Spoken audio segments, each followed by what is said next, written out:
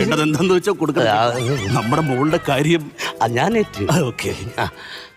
മഹാരാജൻ പോയിട്ട് വരാം. എന്റെ ചെറുതെന്നറിയാടാ, സത്യം പറയാ, അവനെ നീ ഇത് കേൾക്കണമേ.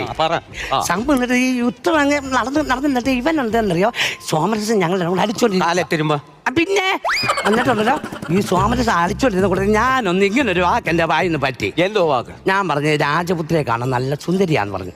എന്നിട്ട് ഈ പുള്ളി എന്നോട് അന്നേരം പറയുവാ, നിനക്ക് ഞാൻ എന്റെ മകളെ തരും എന്ന് പറഞ്ഞു.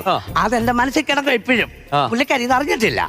പിറ്റേ ദിവസം രാവിലെ പുള്ളി കൈ മലത്തോ, ഞാൻ അങ്ങനൊന്നും പറഞ്ഞിട്ടില്ല, ഞാൻ എന്ന് പറഞ്ഞു. എടോ, അപ്പൊ ഞാനൊരു കാര്യം ചോദിക്കട്ടെ, ഈ രാജാവിന് തീരെ ബോധമില്ലാത്തവന എന്തോ ഇവന് ഇങ്ങനെയൊക്കെ പെരുമാറും? എനിക്കത് മോണയാണ്. എടാ, നീ ഒരു കാര്യം ചെയ്യും, നീ ഇവിടം വിട്ടിട്ട് വേറെ എവിടെയെങ്കിലും പോകുന്നതായിരിക്കും നല്ലത്. വേണ്ട, അല്ല, ഞാൻ ഈ നിനക്ക് ഒരു ദിവസം യുദ്ധത്തിന് പോയാൽ എത്ര രൂപ കിട്ടും? മടുപ്പാ ഇവിടെ ഇരിക്കുന്നതല്ല യുദ്ധത്തിന്. അവിടെ ഇവിടെ എന്തു പണി ചെയ്യണം